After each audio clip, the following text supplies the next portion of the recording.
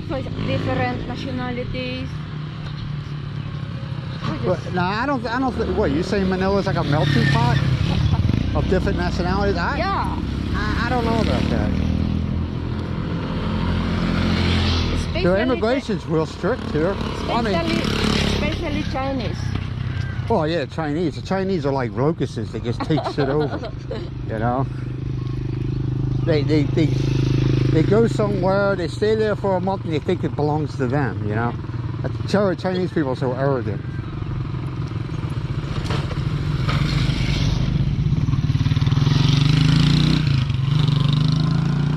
That's why I don't understand why a lot of people here have negative thoughts about Americans, but China's the one that's out to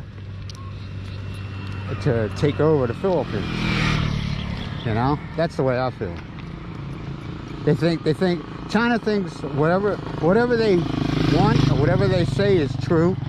Just like what, a couple months ago, that guy had that sign on his shop. You know, Philippines, province of China. They actually think that. China actually thinks the Philippines belongs to them. Which is not true, but...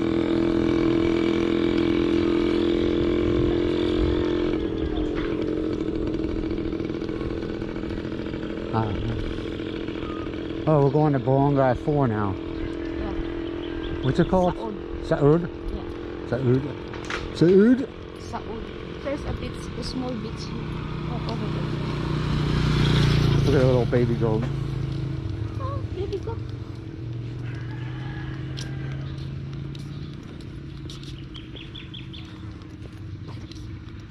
They're nasty.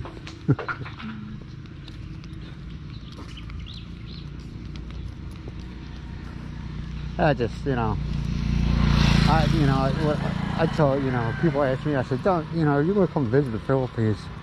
But there's more to it than Manila or Cebu.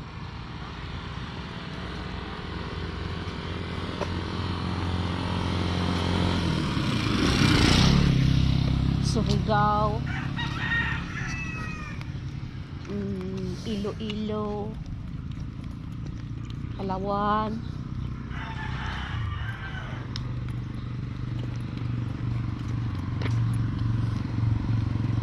But I think the number one thing I learned since I've been here for the past year is patience.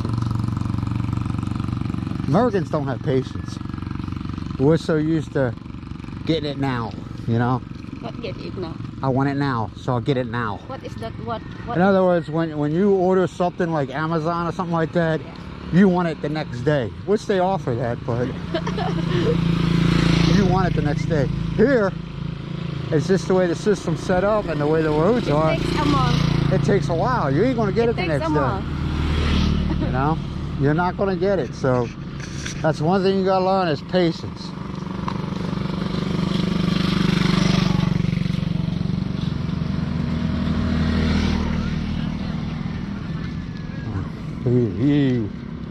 Rock. And the attitude here is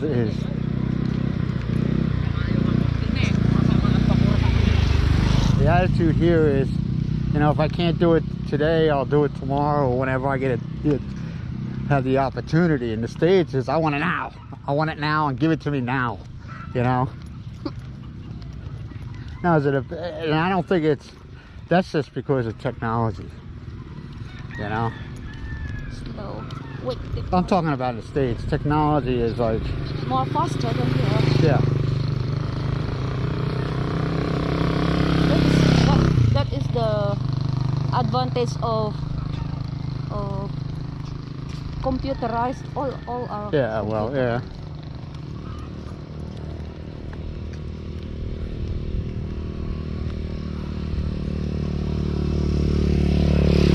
And here the financial system is like way different than ours in the United States. There are so many people in the United States who are so far in debt. They owe so much money, and they can't afford it. Some of them, from what they have, they can't afford it. That's what happened in 2008 with the housing crash. People were buying houses they can't afford. I mean, I was doing, during that time frame, I was doing installing satellite systems in houses. I walked in these big, beautiful homes. You go inside, there was no furniture because they couldn't afford the furniture. They had the house, they couldn't afford furniture. I mean, there was like it was pillows on the floor where people sit down, and it was like, okay, you got this nice, beautiful house, but you can't afford the furniture to put in it. You know, and things were so expensive. As far as rent, apartments were so expensive. There was apartments for rent that cost more than if we bought a house, a mortgage, you know? I mean, $2,000 a month to rent a two-bedroom apartment. But here they don't have a credit system like this. I mean, you just can't go, well, you can.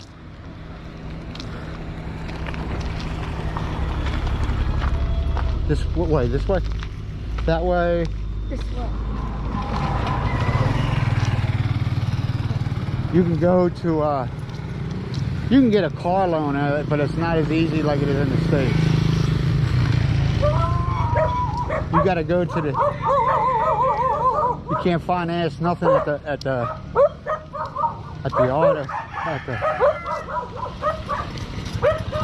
auto store. You got to go to the bank and apply for a loan.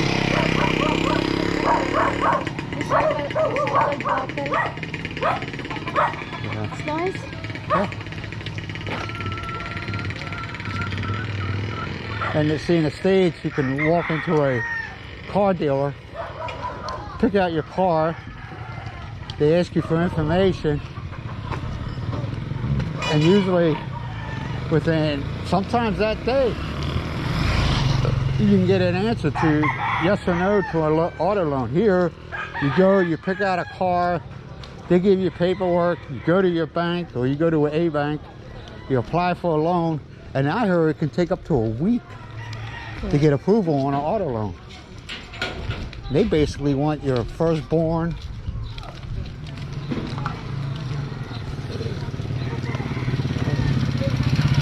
they want everything, you know, they ain't just going to give you a loan.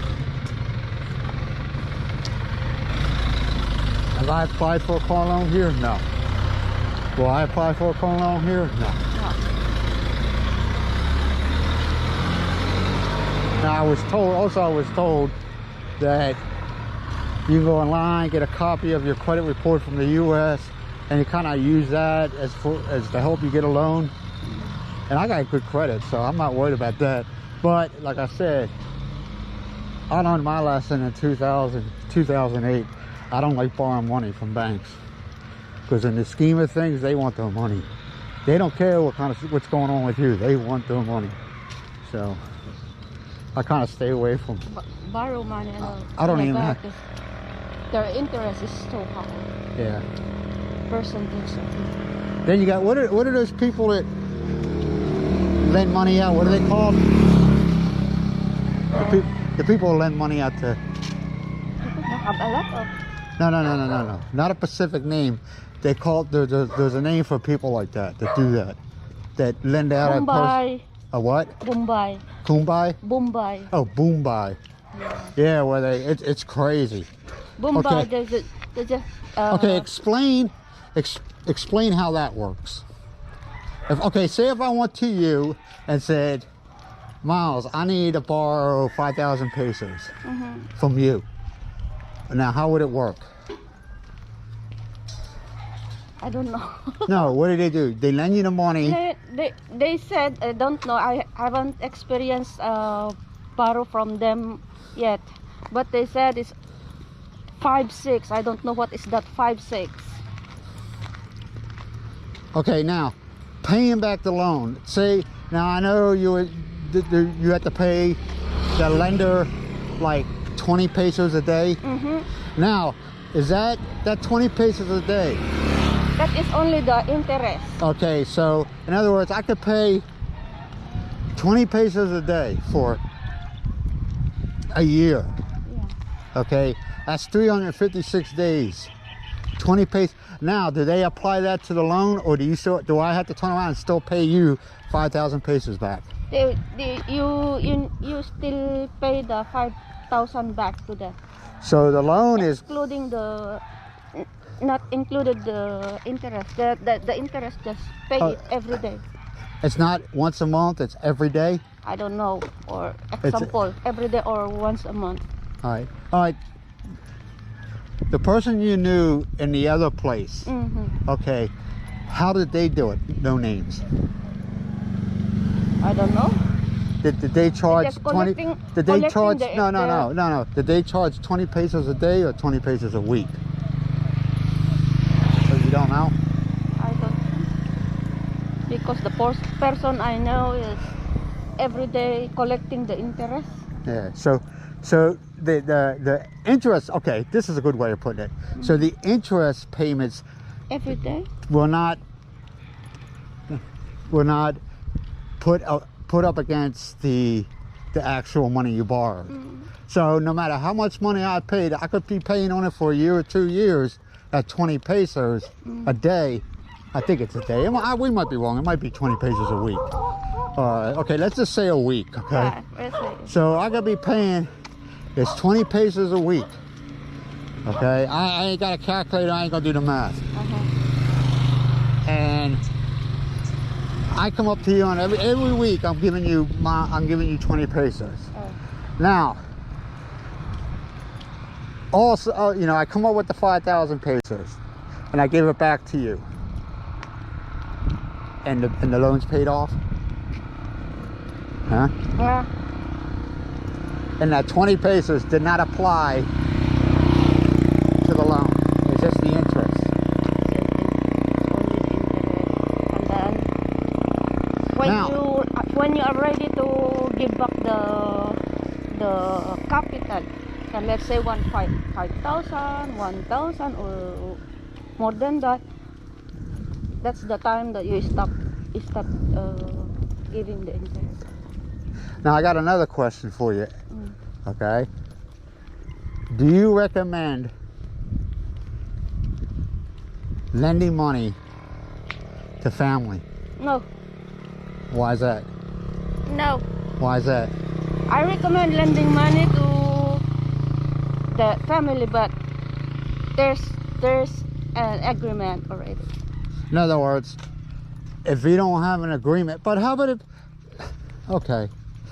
So, but in the long run, you wouldn't recommend lending money to family members? No more. Okay. Because that becomes a problem, doesn't it? Does it become a problem? Become trouble. Yeah. It become a big problem. Yeah. You know, I would walk on this side. There's more people driving on this side, Myles. I'm not tired. Are you tired? No. I just want to keep on walking.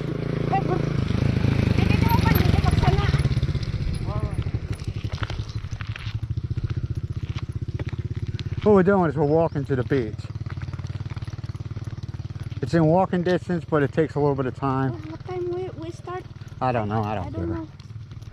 But we're walking and just chatting. So yeah, I'm finally having Myles. If you notice, the camera's been on Myles for a while. Nobody wants to see my ugly mug, so it's a nice quiet walk. Yeah. As you notice, the roads ain't bad. But this is your average road, how it looks like in the Philippines. Except for areas in the international highway where it's some are 3-lane highway and some are 4-lane, and parts of it is, when it goes through towns and stuff like that, it's 2-lane.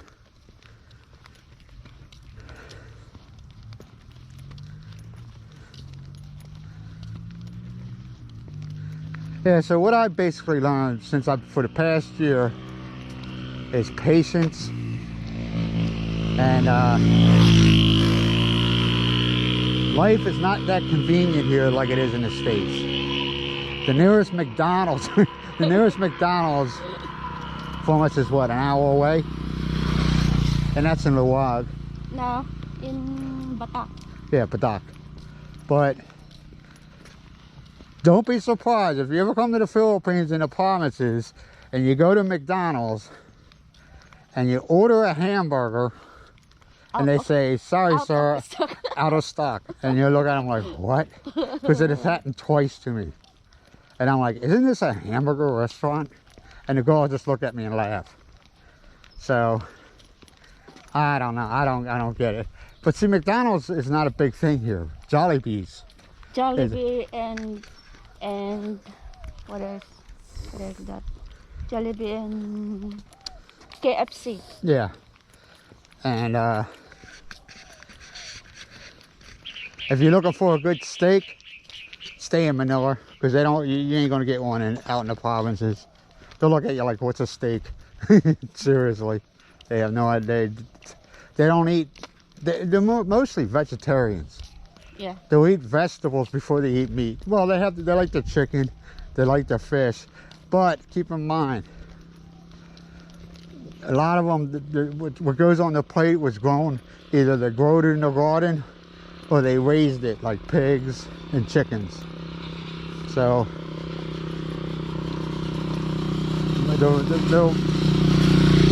they're more enticed to pick up vegetables than they would meats. Now we go once a week and we get our pork, and on Sundays we get beef, and you know, on Mondays we go to get the pork and the chicken on market day, and Sundays that's when, and everything's fresh, so that's when they take care of the cattle on Sundays.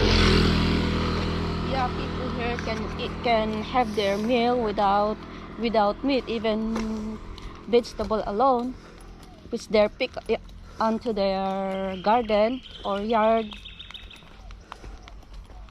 which is okay. That is organic. But I have noticed, I mean, in the past, how many years have I been coming here? 4 years?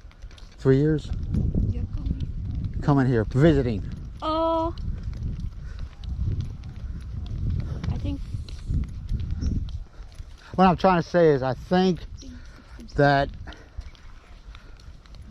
the processed foods and stuff like that are starting to make roots in the Philippines, because I have noticed I'm seeing a lot more people with big bodies, including myself. So I'm not trying to put them out there, but the average Philippine, well, in the provinces you'll see a few of them, but a lot of them are thin. They're not overweight. But you're starting to see more and more that are starting to have bellies on them, you know. So I think it's because they're starting to get the processed food, and if they knew how this processed food is made, they wouldn't eat it. But hey, tastes good, they'll eat it.